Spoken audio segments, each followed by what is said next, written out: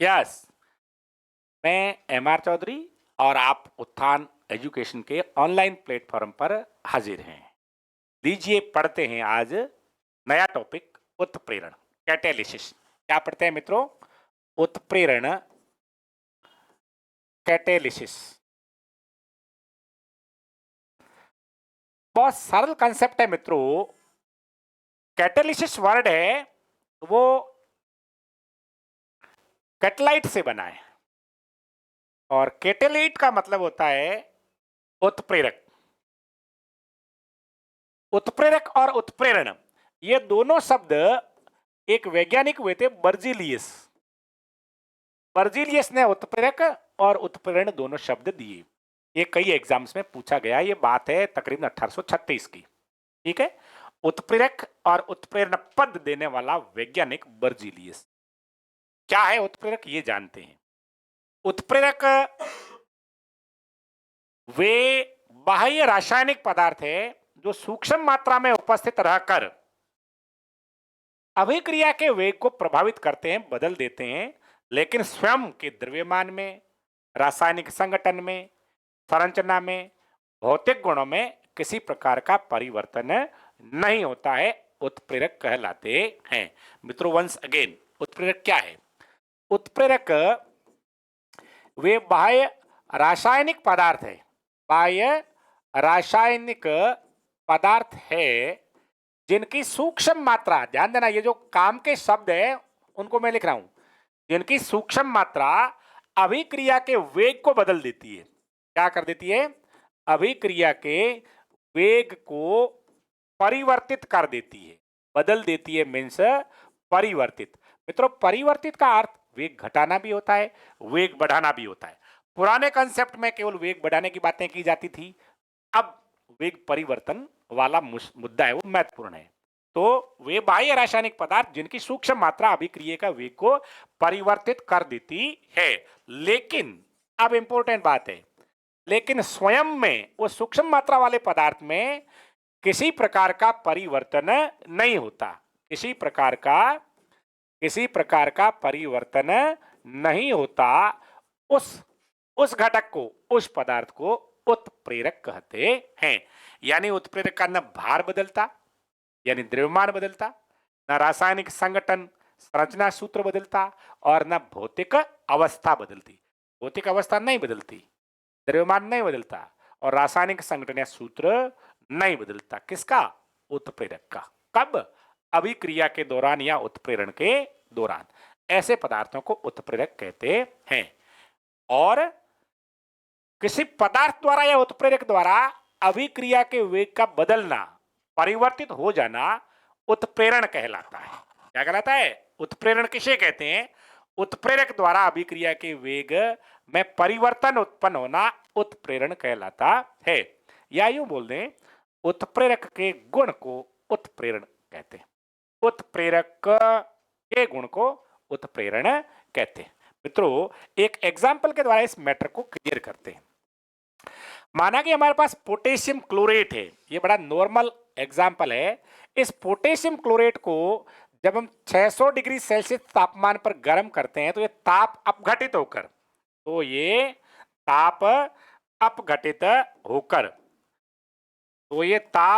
होकर क्या बनाता है? ये KCl और ऑक्सीजन बना लेता है। तो यहां 2 कर दूं, समीकरण संतुलित हो जाएगा इस प्रकार से। लेकिन बिना उत्प्रेरक के 600 डिग्री सेल्सियस पर यह अपघटित होता है। हम यदि उत्प्रेरक के रूप में यहां मैग्नीज डाइऑक्साइड का इस्तेमाल कर लें, इसका इस्तेमाल कर रहे हैं मित्रों, MnO2 मैग्नीज डाइऑक्साइड, तो उस समय भी इसका ताप अपघटन होता है और वही प्रोडक्ट बनता है KCl और ऑक्सीजन। लेकिन अब यह क्रिया 600 डिग्री सेल्सियस की बजाय मात्र 338 डिग्री सेल्सियस पर संपन्न हो जाती है। यह कमाल है उत्प्रेरक का, यह कमाल है मैग्नीज डाइऑक्साइड का। समझे मेरी बात? यानी पोटेशियम क्लोरेट का ताप अपघटन जो बिना उत्प्रेरक के 600 डिग्री सेल्सियस पर हो रहा था, वो उत्प्रेरक की उपस्थिति की वजह से ताप घटकर 338 पर इजीली, आसानी से हो जाता है। यानी उत्प्रेरक ने क्या किया? अभिक्रिया के वेग, अभिक्रिया की दर या रेट ऑफ रिएक्शन को बढ़ा दिया, इंक्रीज कर दिया। ठीक है मित्रों, यह हुआ उत्प्रेरक का कार्य या भूमिका। अगली बात करते हैं मित्रों, उत्प्रेरक के प्रकार। हालांकि हम यहाँ उत्प्रेरक के प्रकार और उत्प्रेरण के प्रकार दोनों को समझ सकते हैं, लेकिन पहले मैं ये क्लियर कर देता हूं, वैसे कंसेप्ट क्लियर करने के लिए उत्प्रेरक के प्रकार। ठीक है, उत्प्रेरक के प्रकार 4 प्रकारों में से वर्गीकृत करते हैं। वो 4 प्रकार कौन कौन से मित्रों, अभी देखिएगा। पहला प्रकार है, आप जानते हैं, आप में इसको बोल सकते हैं, बोलिए देखें। धनात्मक उत्प्रेरक। धनात्मक उत्प्रेरक मित्रों ध्यान देना, वह उत्प्रेरक जो रासायनिक अभिक्रिया के वेग को बढ़ाता है। रासायनिक अभिक्रिया के वेग को बढ़ाने वाले उत्प्रेरक को धनात्मक उत्प्रेरक कहते हैं। क्या बोला मैं? रासायनिक अभिक्रिया के वेग को बढ़ाने वाला उत्प्रेरक धनात्मक उत्प्रेरक कहलाता है। ये करता क्या है? यह अभिक्रिया के लिए आवश्यक सक्रियण ऊर्जा के मान में कमी कर देता है। कैसे करता है? अभिक्रिया के लिए कम सक्रियण ऊर्जा वाले पथ, मार्ग या मेथड, विधि को ढूंढ लेता है, चुन लेता है, चयनित कर देता, सेलेक्ट कर देता है। ओवरऑल क्या बोलूं मैं? ये कहूं कि वे उत्प्रेरक जो रासायनिक अभिक्रिया के लिए आवश्यक सक्रियण ऊर्जा में कमी के लिए नए पथ का चुनाव करते हैं और वेग का बढ़ा देते हैं, वेग को बढ़ा देते हैं, वो धनात्मक उत्प्रेरक कहलाते हैं। कुछ एग्जाम्पल भी हमारे पास होने चाहिए। तो हमारे पास अभी हमने लिया मैग्नीज डाइऑक्साइड, तो पोटेशियम क्लोरेट के ताप अपघटन को 600 डिग्री सेल्सियस की बजाय 338 डिग्री सेंटीग्रेड पर संपन्न कर देता है। और ऐसे अनेकों उदाहरण हैं।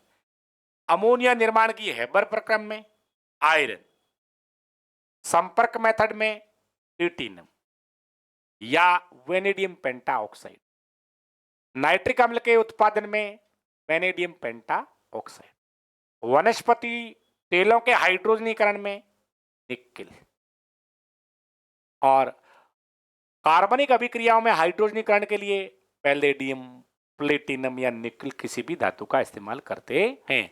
ये सभी धातुएं हाइड्रोजनीकरण की क्रिया को बढ़ाती है, अभिक्रिया की दर या वेग को अभिक्रिया के लिए आवश्यक सक्रियण ऊर्जा में कमी करके बढ़ा देती है। ठीक है मित्रों, दूसरी बात करते हैं ऋणात्मक उत्प्रेरक।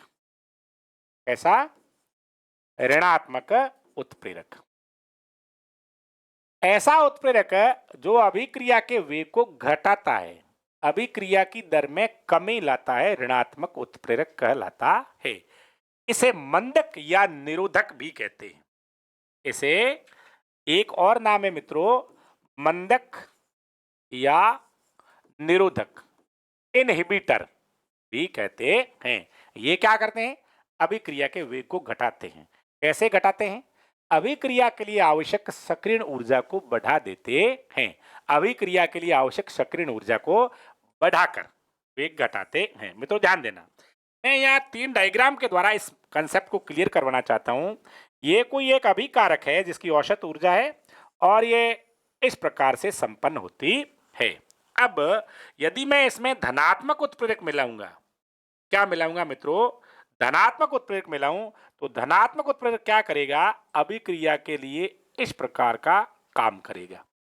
यानी जो अभिकारक उत्पाद में बदलने के लिए यहां आता था, वो अब यहां आकर भी उत्पाद में बदल सकता है। तो इसने क्या किया? अभिक्रिया के लिए आवश्यक सक्रियण ऊर्जा के मान को घटा दिया। ये काम किसने किया? धनात्मक उत्प्रेरक ने। किसने किया भाई? धनात्मक ने। अब मैं यदि यानी हम इसमें ऋणात्मक उत्प्रेरक डाल दें, क्या डाल दें? ऋणात्मक उत्प्रेरक डालें, तो अब ये हमारा ग्राफ इस तरह से हो जाएगा। देख रहे हैं, ये ऋणात्मक उत्प्रेरक। मित्रों उम्मीद करता हूं कि आप इस बात को अच्छे से समझ पा रहे हैं। बिना उत्प्रेरक अभिक्रिया के लिए आवश्यक सक्रियण ऊर्जा का मान इतना है, उत्प्रेरक की प्रेजेंस में सक्रियण ऊर्जा का मान इतना है, और ऋणात्मक उत्प्रेरक की प्रेजेंस में, ऋणात्मक उत्प्रेरक की प्रेजेंस में अभिक्रिया के लिए सक्रियण ऊर्जा का मान इतना है। ये तीनों ही अलग अलग है। अब आपके समझ में आ गया होगा कि धनात्मक उत्प्रेरक सक्रियण ऊर्जा कम करके, ऋणात्मक उत्प्रेरक सक्रियण ऊर्जा बढ़ा करके अभिक्रिया का वेग बदलते हैं। ठीक है मित्रों, अगला और तीसरा प्रकार हम लेते हैं, तीसरे ढंग से हो गया, और वो है हमारा स्वतः उत्प्रेरक। क्या है? स्वतः उत्प्रेरक। अच्छा, आपके दिमाग में ये प्रश्न भी आ रहा होगा कि आपने ऋणात्मक उत्प्रेरक के एग्जाम्पल नहीं बताते। बताइए तो मैं बता देता हूं ऋणात्मक उत्प्रेरक के एग्जाम्पल। जब हम हाइड्रोजन पेरोक्साइड का ऑक्सीकरण करते हैं, H2O और O2 में कन्वर्ट होती है, तो इस क्रिया में यदि ग्लिसरॉल मिलाते हैं, क्या मिलाते हैं, तो ग्लिसरॉल इस अभिक्रिया या H2O2 के अपघटन को मंद कर देता है। ग्लिसरॉल हमेशा ऋणात्मक उत्प्रेरक का कार्य करता है। इसी तरह से आपको पता होगा पुराने जमाने में सीसा युक्त जो पेट्रोल इस्तेमाल होता था उसमें टेट्रा एथिल लेड मिलाते थे। ये टेट्रा एथिल लेड है, वो उसके पेट्रोलियम पदार्थों के ऑक्सीकरण या भंजन को कम करता है, खड़खड़ाहट को कम कर देता है। ये भी ऋणात्मक उत्प्रेरक है। इसी तरह से जब सोडियम, क्या ये सोडियम सल्फाइड का ऑक्सीकरण करते हैं और उसे सोडियम सल्फेट बनाते हैं, सोडियम सल्फाइड के ऑक्सीकरण में यदि हम एथेनॉल मिला दें, क्या मिलाएं मित्रों? एथेनॉल, तो ये भी मंदक का काम करता है, अभिक्रिया के वेग को घटाता है। ये ऋणात्मक उत्प्रेरक कहा जाता है, माना समझा पढ़ा लिखा जाता है। चलिएगा बात करते हैं इस उत्प्रेरक की, स्वतः उत्प्रेरक। मित्रों ध्यान देना,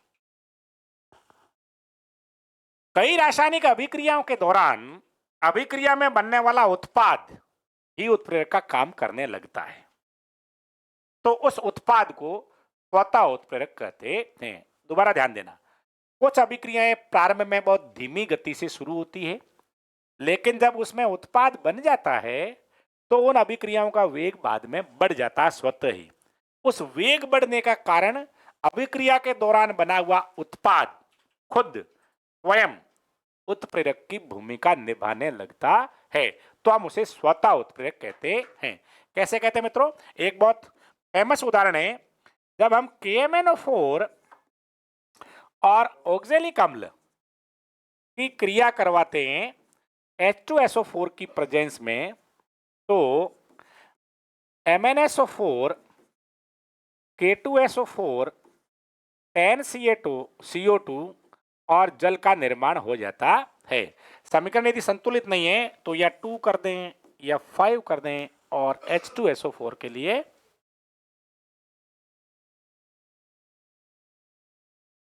ऐसा कर दें। ठीक है ना? अब समझना ये है कि यहाँ KMnO4 मैग्नीज जो +7 ऑक्सीडेशन स्टेट में या +2 स्टेट में है, तो मैग्नीज का अपचयन हो रहा है और ऑक्जेलिक अम्ल का कार्बन डाइऑक्साइड में ऑक्सीकरण हो रहा है। ठीक है मित्रों, ध्यान देने वाली बात यह, जब इस अभिक्रिया को शुरुआत में देखते हैं तो इसका वेग होता है मंद, लेकिन जैसे ही Mn2+ या मैग्नस सल्फेट बन जाता है तो अभिक्रिया का वेग यकायक बढ़ जाता है। क्यों बढ़ता है? क्योंकि ये जो MnSO4 Mn2+ है, ये खुद अभिक्रिया के लिए उत्प्रेरक का काम करता है। तो हम परिभाषित कैसे करेंगे? जब अभिक्रिया में बना उत्पाद ही उत्प्रेरक का कार्य करे तो उसे स्वतः उत्प्रेरक कहते हैं। मित्रों वंस अगेन सुन लें, जब अभिक्रिया में बना उत्पाद ही उत्प्रेरक का कार्य करने लगे तो उसे स्वतः उत्प्रेरक कहते हैं। ठीक है मित्रों,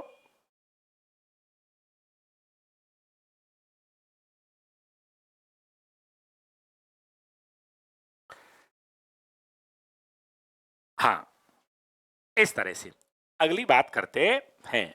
चलते हैं आपको लिए अगले पृष्ठ पर। हमारे पास उत्प्रेरक का एक और प्रकार बचा हुआ है, पहला धनात्मक, दूसरा ऋणात्मक, तीसरा स्वतः उत्प्रेरक, और अब चौथे में आते हैं, उसमें होता प्रेरित उत्प्रेरक। क्या है प्रकार मित्रों? प्रेरित उत्प्रेरक।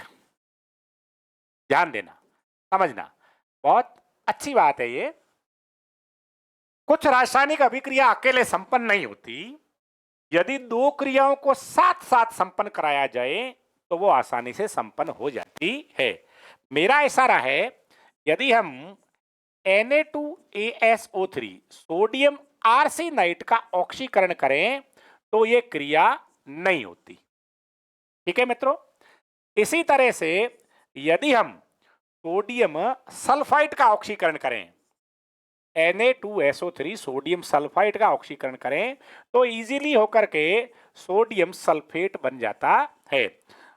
संतुलित करने के लिए ऐसा लिख देता हूं। ठीक है मित्रों, यानी सोडियम सल्फाइड का ऑक्सीकरण तो इजीली हो रहा है वायु द्वारा, ऑक्सीजन द्वारा, लेकिन सोडियम आर्सेनेट का ऑक्सीकरण नहीं हो रहा है। अब क्या करें, यदि हम सोडियम आर्सेनाइड और सोडियम सल्फाइड दोनों का ऑक्सीकरण साथ साथ संपन्न करवाएं एक ही पात्र में, तो इजीली ऑक्सीकृत होकर के Na2ASO4 सोडियम आर्सेनेट और Na2SO4 सोडियम सल्फेट बन जाता है। तो मेरा मंतव्य यह सिखाना है कि यह सोडियम सल्फाइड के ऑक्सीकरण वाली क्रिया इस सोडियम आर्सेनाइड के ऑक्सीकरण को प्रेरित करती है। क्या करती है? प्रेरित। तो मैं ये बताना चाहूंगा आपको कि ऐसी क्रिया या वह रासायनिक अभिक्रिया जिसकी उपस्थिति में या जिससे कोई अन्य अभिक्रिया प्रेरित होकर संपन्न हो, उत्पाद का निर्माण करे, तो उसे हम उस संपूर्ण अभिक्रिया को ही प्रेरित उत्प्रेरक कहते हैं। अन्य पदार्थ या अन्य अभिक्रिया से प्रेरित होकर उत्पाद निर्माण करने वाले पदार्थ को, अभिक्रिया को प्रेरित उत्प्रेरक कहा जाता है। ठीक है मित्रों, उत्प्रेरक से रिलेटेड दो और टेक्निकल वर्ड है जो हमारे काम आते हैं। उनमें एक है उत्प्रेरक वर्धक।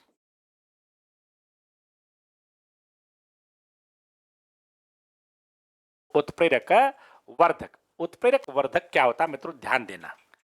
वे पदार्थ जो उत्प्रेरक की क्रियाशीलता को बढ़ाते हैं, ऐसे पदार्थ, उत्प्रेरक खुद वेग क्रिया के वेग को बढ़ाता घटाता परिवर्तित करता है, लेकिन वे पदार्थ जो उत्प्रेरक की क्रियाशीलता, या इसके लिए अच्छा शब्द इस्तेमाल करूं तो सक्रियता को बढ़ाते हैं, उत्प्रेरक वर्धक कहलाते हैं।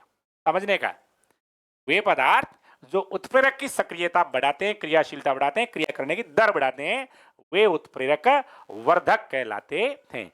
हम एक एग्जाम्पल के द्वारा इस बात को सीख लें तो बड़ा अच्छा रहेगा। अमोनिया निर्माण की हेबर विधि में जब नाइट्रोजन और हाइड्रोजन की क्रिया फेरस की उपस्थिति में करवाई जाती है और अमोनिया बनती है, इस प्रोसेस में, ये सब गैसियस है, इस प्रोसेस में हम मोलिब्डेनम का इस्तेमाल करते हैं। किसका? मोलिब्डेनम का। मोलिब्डेनम धातु के पाउडर का इस्तेमाल करते हैं। या मोलिब्डेनम क्या करता है? नाइट्रोजन हाइड्रोजन से कोई लेना देना नहीं है, ये आयरन की क्रियाशीलता को बढ़ाता है। उत्प्रेरक जो आयरन पाउडर है, इसकी सक्रियता में वृद्धि करता है, जिससे क्रिया की दर बढ़ जाती है। ठीक है मित्रों, इसी तरह से जब हम वनस्पति तेलों का हाइड्रोजनीकरण करते हैं, क्या करते हैं? वनस्पति तेल का हाइड्रोजनीकरण करके वनस्पति घी बनाते हैं निकल उत्प्रेरक की प्रेजेंस में, तो यह थोड़ी मात्रा में कॉपर चूर्ण का इस्तेमाल निकल की क्रियाशीलता बढ़ाने के लिए करते हैं। तो यह कॉपर का रोल, भूमिका क्या है? उत्प्रेरक की नहीं, उत्प्रेरक वर्धक की। ठीक है मित्रों, इसी तरह से हमारा दूसरा शब्द है उत्प्रेरक विष, कैटालिटिक पॉइजन। ये वे पदार्थ है, वे पदार्थ जो उत्प्रेरक की क्रियाशीलता या सक्रियता को कम कर देते, उत्प्रेरक की सक्रियता को क्या कर देते हैं? डिक्रीज कर देते हैं, कम कर देते हैं, उन्हें उत्प्रेरक विष कहते हैं। कुछ ऐसी क्रियाएं होती है जिनमें विस्फोट होने का डर रहता है, या हम जो वांछित उत्पाद प्राप्त करना चाहते हैं वो वांछित उत्पाद प्राप्त नहीं होता, उस पर अभिक्रिया को रोकने के लिए इनकी जरूरत पड़ती है। फॉर एग्जाम्पल, हमारे पास एक अभिक्रिया है रोजेनमुंड अपचयन। उसमें हम क्या करते हैं? एल्केनॉइल क्लोराइड का हाइड्रोजनीकरण करते हैं पैलेडियम की प्रेजेंस में। यदि हम यहाँ उत्प्रेरक विष के रूप में कोई अन्य पदार्थ नहीं लें तो इससे हमें एल्डिहाइड की बजाय एल्केन प्राप्त हो सकती है। क्या प्राप्त हो सकती है? एल्केन। लेकिन क्रिया को यहां रोकने के लिए हमारा उत्पाद एल्केनॉइल क्लोराइड से एल्डिहाइड बने, इसके लिए हम एक अन्य पदार्थ का इस्तेमाल करते हैं। अब आप उसका नाम बोलो। वो है बेरियम सल्फेट। कौन है? Barium sulphate. या बेरियम सल्फेट मित्रों उत्प्रेरक विष की भूमिका निभाता है, हाइड्रोजनीकरण की दर को कंट्रोल करता है। क्या करता है? कंट्रोल करता है। समझ में आई बात? इसी तरह से जब हम कार्बन मोनोऑक्साइड का हाइड्रोजनीकरण करके मेथेनॉल बनाते हैं, वुड स्प्रिट का निर्माण करते हैं, तो हम यहां उत्प्रेरक के रूप में जिंक ऑक्साइड का, कॉपर ऑक्साइड का इस्तेमाल करते हैं, लेकिन इससे मेथेन नहीं बने। कार्बन मोनोऑक्साइड के हाइड्रोजनीकरण से मेथेन का निर्माण नहीं हो, इसके लिए हम क्रोमियम ऑक्साइड या क्रोमिक ऑक्साइड का इस्तेमाल करते हैं। या क्रोमियम ऑक्साइड या क्रोमिक ऑक्साइड है वो इन उत्प्रेरकों की क्रियाशीलता को क्या करता है?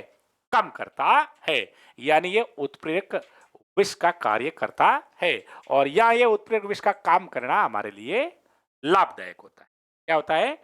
लाभदायक। इसी तरह से अमोनिया निर्माण की हेबर विधि में हम इसके स्थान पर, मोलिब्डेनम के स्थान पर, यदि कार्बन मोनोऑक्साइड और H2O वाष्प का, भाप का, जल का इस्तेमाल करते हैं, तो यह भी आयरन की क्रियाशीलता को डिक्रीज कर देता है। यह भी उत्प्रेरक विष का काम करता है। मित्रों उम्मीद करता हूं ये बात आपके अच्छे से समझ में आई होगी और समझ में आनी भी चाहिए। वीडियो को लाइक कीजिए, सब्सक्राइब कीजिए और शेयर कीजिए और पढ़ते रहिए, क्योंकि हमारा मकसद जो है मिशन मेरिट 2023। आपका दिन शुभ हो। जय हिंद, जय भारत।